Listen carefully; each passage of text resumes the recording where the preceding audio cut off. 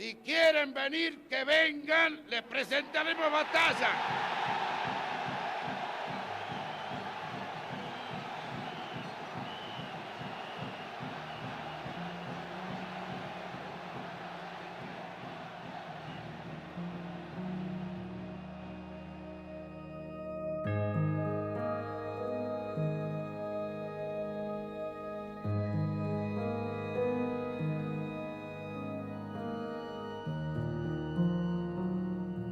Fue una decisión que tomó en ese momento la Junta que gobernaba la Argentina de recuperar las islas.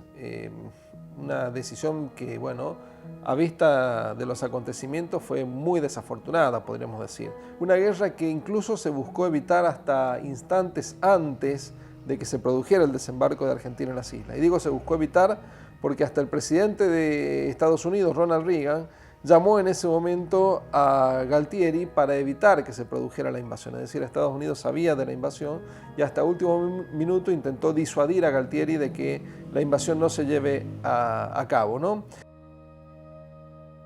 La primera semana fue una semana de mucha confusión, donde primaba por ahí la idea del triunfalismo, podríamos decir. El gobierno argentino y el pueblo argentino, este cabildo abierto, puede enardecerse y presentar a las ofensas mayores ofensas. La Junta Militar de alguna forma comenzó a presionar a los medios de comunicación para que se dijera que se iba a lograr el objetivo, que se iba a triunfar y que de alguna manera no iba a ser posible la recuperación de las islas por parte de los británicos. Por ejemplo, se les sugería cómo tenían que publicar las noticias o cuáles tenían que ser los titulares. El tema Malvinas llegó a ocupar el 95% del total de la publicación, ¿no? Revistas como Gente, por ejemplo. En los diarios el alcance del tema Malvinas llegó a ser más del 50%, entre el 50 y el 60%. En aquel momento todo el mundo, la reacción de la gente, no solo de los periodistas. Acá no es que haya sido un periodismo chupamedia, no, la reacción fue en función de cuál fue el espíritu de aceptación que tuvo la población. Es decir, en San Juan, por ejemplo, la gente salía a la calle sin que nadie la convocara. Entonces se juntaban en la Plaza 25, luego el centro, la concentración de gran cantidad de sanjuaninos se produjo en el estadio del Parque de Mayo, ¿no es cierto?, el estadio Aldo Cantoni. Nosotros lamentablemente no podíamos dar a conocer ninguna información que pudiese llegar fuera de los comunicados que venían de la Nación, por lo tanto todo lo que se hacía, todo lo que venía en cables a San Juan y a todo el país era redactado con todo cuidado por los colaboradores de ese gobierno militar. Nunca hasta ahora un portaaviones de una poderosa nación como es Inglaterra había sido atacado por fuerzas de una nación menos poderosa como la Argentina.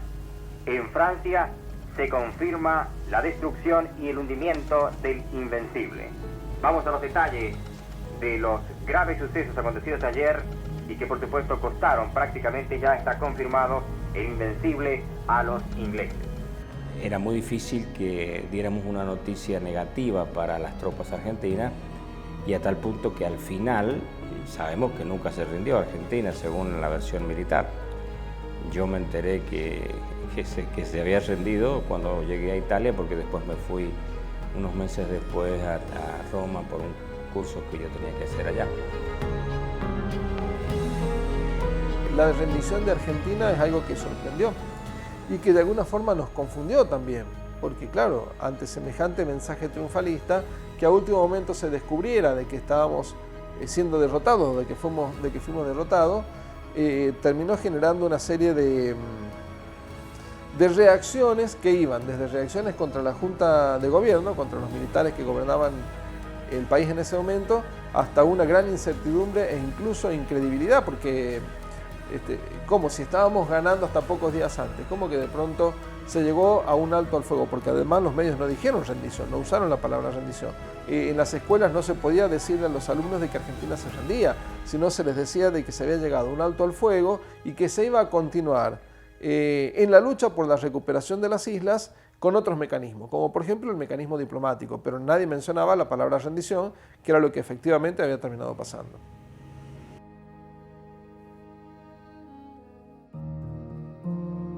No era como ahora, ¿no es cierto?, que podía llegarnos por las redes sociales o por tantos medios alguna versión de fuera del país, de Brasil, del resto de América o de Europa mismo, o de Rusia, pero nosotros en realidad no conocíamos la verdad para nada, no teníamos cómo conocer la verdad, salvo lo que se podía escuchar de radios extranjeras, entre las cuales estaba Chile principalmente, ¿no? Algunos periodistas mucho más grandes y lo callaban, después han reconocido que no podían decirlo a nadie. Nosotros no conocíamos qué estaba pasando, qué había pasado en San Juan, la verdad. Pero los nuevos periodistas no sabíamos lo que era hacer periodismo en democracia.